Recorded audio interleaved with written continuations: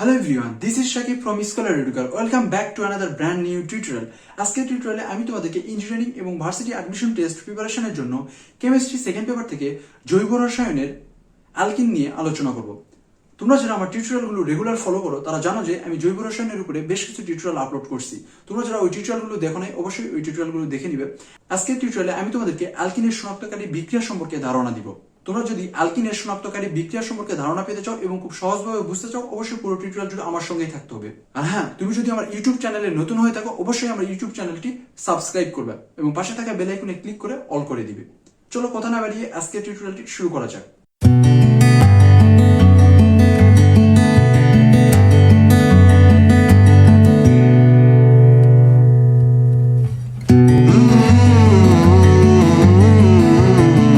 আজকের টিউটোরিয়ালে আমি তোমাদেরকে অ্যালকিনের শনাক্তকারী বিক্রিয়া সম্পর্কে ধারণা দিব। তোমরা জানো যে এর আগের টিউটোরিয়ালে আমি তোমাদেরকে অ্যালকেন এবং অ্যালকিনের প্রস্তুতি নিয়ে আলোচনা করছিলাম এবং আজকের টিউটোরিয়ালে আমি তোমাদেরকে অ্যালকিন কিভাবে শনাক্ত করতে পারবো সেই বিক্রিয়াগুলো দেখাবো। অনেক সময় তোমাদেরকে অ্যালকেন এবং অ্যালকিনের শনাক্তকরণ করতে বলা হয় থাকে, অনেকেই তোমরা এটি করতে পারো না, যার কারণে আমি আজকের টিউটোরিয়ালে তোমাদেরকে দেখাবো কিভাবে আমরা অ্যালকিন শনাক্তকরণ করতে পারি। অ্যালকিন আমরা দুইভাবে শনাক্তকরণ করতে পারি, একটি হলো ব্রোমিন দ্রবণ পরীক্ষা, আরেকটি হচ্ছে বেয়ার টেস্ট করে। এই দুইটা পরীক্ষার মাধ্যমে আমরা অসম্পৃক্ত হাইড্রোকার্বন অথবা অ্যালকিন শনাক্ত করে থাকি। প্রথমেই আমরা দেখব ব্রোমিন দ্রবণ পরীক্ষার সাহায্যে কিভাবে আমরা অ্যালকিন শনাক্ত করে থাকি। তাহলে দেখো ব্রোমিন দ্রবণ পরীক্ষা। প্রথমেই আমি তোমাদেরকে ব্রোমিন দ্রবণ টেস্ট সম্পর্কে একটু বলে নিই। ব্রোমিন দ্রবণ টেস্ট করতে গেলে আমাদেরকে কার্বন টেট্রাক্লোরাইড দ্রাবক অথবা H2O অর্থাৎ পানি দ্রাবকে লাল বর্ণের ব্রোমিন দ্রবীভূত করলে এবং সেখানে যদি পরবর্তীতে আমরা অ্যালকিন যোগ করি তাহলে দেখো এই যে ব্রোমিনের যে লাল দ্রবণটা ছিল সেটা কি বর্ণহীন হয়ে যাবে এবং সেখান থেকে আমরা 1,2-ডাইব্রোমো ইথেন প্রস্তুত করতে পারবো। এখানে যখন আমরা অ্যালকেন যোগ করতেছি তাহলে লাল বর্ণের দ্রবণটা কি হচ্ছে, বর্ণহীন হয়ে যাচ্ছে। যদি আমরা অ্যালকেন যোগ করতাম তাহলে লাল বর্ণের দ্রবণটা কিন্তু বর্ণহীন হতো না। এখান থেকে কিন্তু আমরা পৃথক করতে পারি এটা অ্যালকেন আর ওইটা আমার অ্যালকিন। তাহলে চলো বিক্রিয়ার মাধ্যমে দেখা যাক। মনে করো এটা আমাদের একটা টেস্ট টিউব, এই টেস্ট টিউবের ভিতরে আমরা ব্রোমিন দ্রবণ নিলাম। তাহলে ব্রোমিন দ্রবণ যেহেতু নিব, ব্রোমিন দ্রবণটা কি বলতো লাল বর্ণের হয়ে থাকে। যখন আমরা এখানে অ্যালকিন যোগ করব মানে CnH2n অ্যালকিন যোগ করব তখন এই দ্রবণটা কি হবে বলতো বর্ণহীন হয়ে যাবে। তাহলে দেখো এখানে আমরা ইথিন নিলাম CH2 double bond CH2 plus bromine. দেখো এই বিক্রিয়াটা আমরা করব কোন দ্রাবকে বলতো, কার্বন টেট্রাক্লোরাইড দ্রাবক অথবা কি করব H2O পানিতে এই বিক্রিয়াটা করব। প্রথমেই আমরা কার্বন টেট্রাক্লোরাইডে বিক্রিয়াটা করলে কি হয় এবং পরবর্তীতে পানিতে বিক্রিয়াটা করলে কি হয় সেটা আমরা দেখব। দেখো কার্বন টেট্রাক্লোরাইডের উপস্থিতিতে যখন আমরা ইথিনের সাথে ব্রোমিনের বিক্রিয়া করব তখন এই যে কার্বন কার্বন যে দ্বিবন্ধন রয়েছে অর্থাৎ তখন পাই বন্ধনটা ভেঙে যাবে।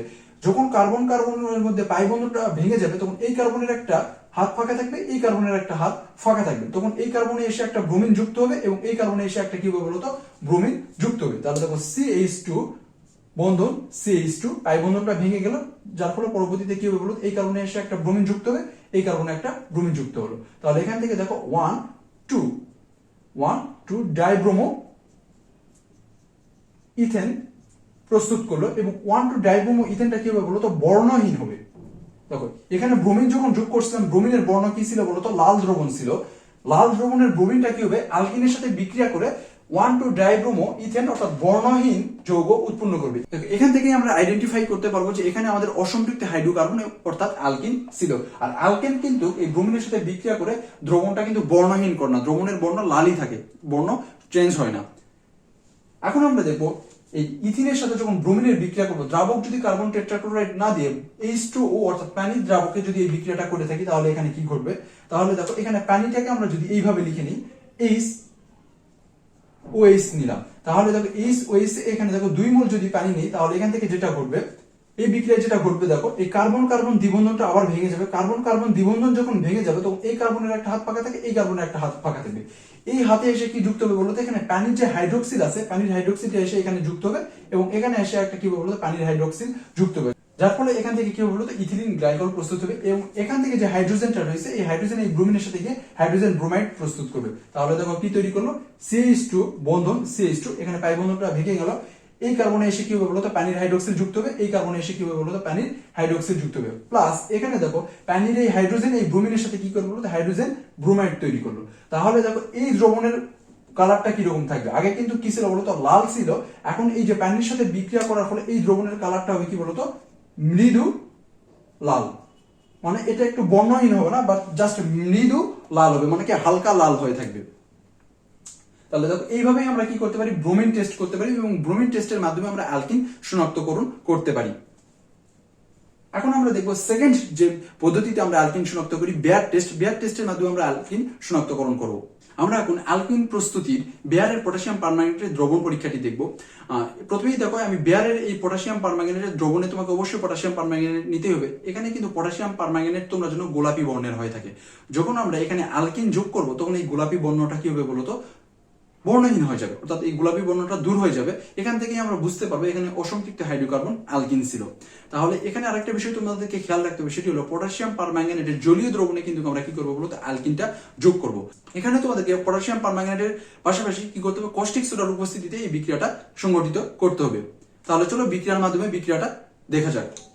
দেখো প্রথমে আমাদেরকে যেটা করতে হবে পটাশিয়াম পারম্যাঙ্গানেটকে কস্টিক সোডার সাথে বিক্রিয়া করতে হবে। এখানে দুইটাই আমাদেরকে 2 মোল করে নিতে হবে। যখন আমরা বিক্রিয়া করব তখন দেখো এই পটাশিয়াম পারম্যাঙ্গানেটের সাথে এই কস্টিক সোডার পটাশিয়ামটা যুক্ত হয়ে K2MnO4 প্রস্তুত করবে, এটা 2 মোল প্রস্তুত করবে। দেখো পটাশিয়াম পারম্যাঙ্গানেটের সাথে কস্টিক সোডার বিক্রিয়া করে K2MnO4 প্রস্তুত করবে, এই যে এটার নাম বলা হয় থেকে পটাশিয়াম ম্যাঙ্গানেট। এটাকে আমরা বলতেছি পটাশিয়াম পারম্যাঙ্গানেট আর K2MnO4 কে আমরা বলতেছি পটাশিয়াম ম্যাঙ্গানেট। এখন দেখো অবশিষ্ট এখন কি আছে বলতো OH অবশিষ্ট আছে না, এরা কি করবে বলতো H2O পানি তৈরি করবে, কারণ এখানে আমরা 2 মোল কস্টিক পটাশ নিয়েছি, প্লাস এখানে কি করবে বলতো জাইমান অক্সিজেন প্রস্তুত করতে হবে। আমাদেরকে এখানে যে এই পানি এবং এই জাইমান অক্সিজেনটাই লাগবে।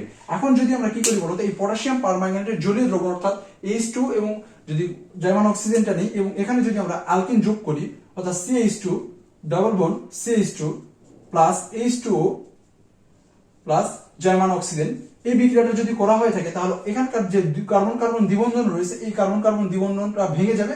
কার্বন কার্বন দ্বিবন্ধন ভেঙে যাওয়ার পরে এই কার্বনের একটা হাত ফাঁকা থাকবে, এই কার্বনের একটা হাত ফাঁকা থাকবে। এখানকার দেখো পানিকে যদি H2 এই আকারে না লিখে যদি OH লিখি তাহলে তোমরা সহজে বুঝতে পারবা।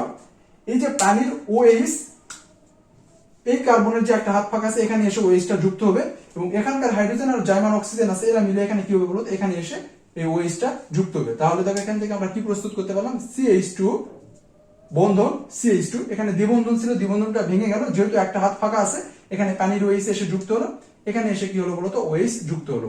তাহলে উৎপন্ন যে যৌগটা হলো সেটাকে আমরা কি বলতেছি বলতো ইথিলিন গ্লাইকল।